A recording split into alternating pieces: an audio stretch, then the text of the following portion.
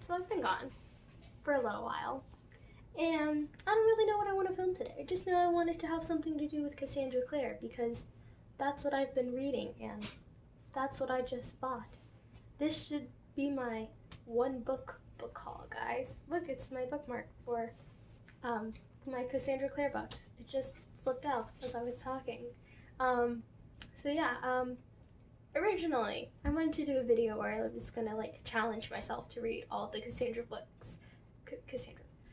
Clare books that are out currently.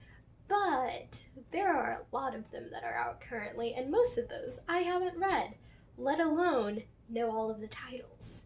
So I decided let's not do that because that seems like a very, very, very, very, very, very challenging task. Rather, let's just film a video where we go through Clockwork Angel, basically a Clockwork Angel vlog. So I haven't started this. I read the excerpt in, I'm pretty sure it was City of Glass, but maybe it wasn't in City of Glass, and maybe it was the excerpt that was in City of Ashes. Or, you know, I could have been just having a time and read the excerpt that was in City of Bones. Honestly, in like all of these, because there are so many Cassandra Clare books that are out and because I've read so few of them, I just get to the end of a book and I'm like, oh, I could read an excerpt from this series, or this, which isn't really a series, but it's technically part of the Chronicles. And I'm just like, I don't know if I should because I could spoil myself. But I found an excerpt in one of these for this one, and like on the way home from the bookstore, I decided to flip this open and I was like, okay, let's go stick my bookmark in where I currently am in. I don't think that's grammatically correct. Let's stick my bookmark in the place where I'm at because I've read the excerpt, right? So I've read like maybe like 3, 4, 5 pages of the beginning. Wrong. Because I flipped it open and I'm like, excuse me, there was not a prologue. This excerpt is not the beginning. And so I wonder why she does that. Does she do it because she knows that, like, I don't know. I find it interesting because most excerpts, it is the beginning, or maybe I read the wrong one, but I don't think I read the wrong one because it was about Tessa and it involved the characters that are in the description in the back of this, on the back of this book, and like, I don't know what's happening with that. So anyways, those are all of my current thoughts.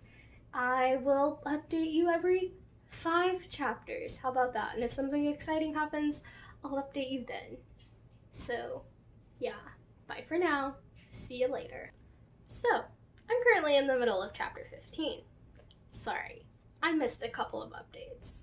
Let's go over what I'm liking and what I'm disliking. Right now, what I'm liking: the mystery surrounding Will and Jim. 2, the second thing that I'm liking, the fact that Magnus Bane is in this story, because Magnus is really awesome. 3, the third thing that I'm liking, the robotic creatures. I really like the fact that they may get stronger than the Shadowhunters, and the Shadowhunters are really gonna have a problem. Also the fact that it's really hard to kill them. Like, most of the time, like, a demon will show up and a Shadowhunter will be like, oh, it's cool, I got a weapon for that, and kill the demon, right? Or maybe they'll have a little bit of trouble killing the demon, but eventually they'll kill it. But with these robot creature things, the robots are just like, your special fancy weapons aren't gonna work on us, you're gonna have to try a little harder than that, and like, I like that. The things that I'm disliking: there aren't a lot of them. In fact, the only one that I can think of right now is the fact that the relationship between Will and Tessa reminds me a lot of the relationship between Jace and Clary. I don't know if this is intentional or not, but it kind of bugs me because I want it like a different relationship, you know? Like, it's just giving me sort of the same vibes that the other one was giving me, and I kind of want different vibes. But you never know, maybe their relationship will take a turn, maybe it'll turn out differently. I don't know, we're still in the middle of this story. I'll be in with another update, hopefully soon, and hopefully it won't be when I'm at the end of the book. I actually don't know how many chapters are in this, so maybe when I'm at the end of the book. Bye!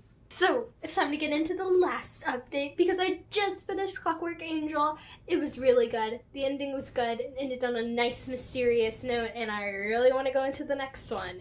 So, let's talk about what I liked, what I didn't like, what I think is going to happen. Let's just talk.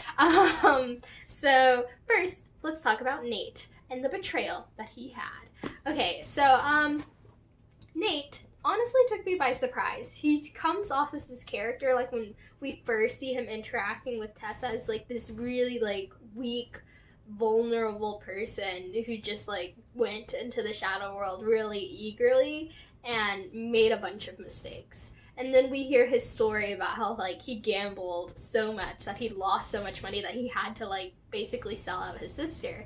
And it's just kind of like, okay, maybe Tessa only loves you because she's related to you. Like, you don't seem to have a lot of good traits. And, you know, then it seems like he kind of loves Tessa, though. Like, he loves Tessa. He made some mistakes, and he wants to be forgiven, and you're like, okay, yeah, Nate, you're fine. You're fine. You're okay. And then, when Nate reveals that he's been loyal to the Magister and that he really doesn't care about Tessa, and he's all like, you aren't even my sister, it's like, wait, hold up a second. You mean Tessa was tortured for you? You mean Tessa has been hunting for you? And like, no. Like, the fact that Tessa still loves Nate is just like, go Tessa, you're so much stronger and like better and more loving and kind and just like an all-around better person than Nate is, because like, you're family. Like, it doesn't matter if Tessa's different, Nate should still like love Tessa. And he disappointed me.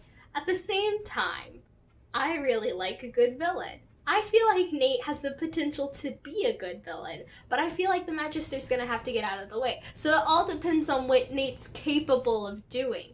Like, once Nate gets his, like, eternal life or whatever he's gonna get from the Magister, is he gonna take down the Magister? Or is the Magister gonna get rid of Nate before he even gives him what he wants, and Nate realizes, oh, I've made a mistake? Like, I don't know. He seems like one of those characters who's just gonna, like, be killed by the big villain and like realize in his like dying moments, I really shouldn't have done what I did.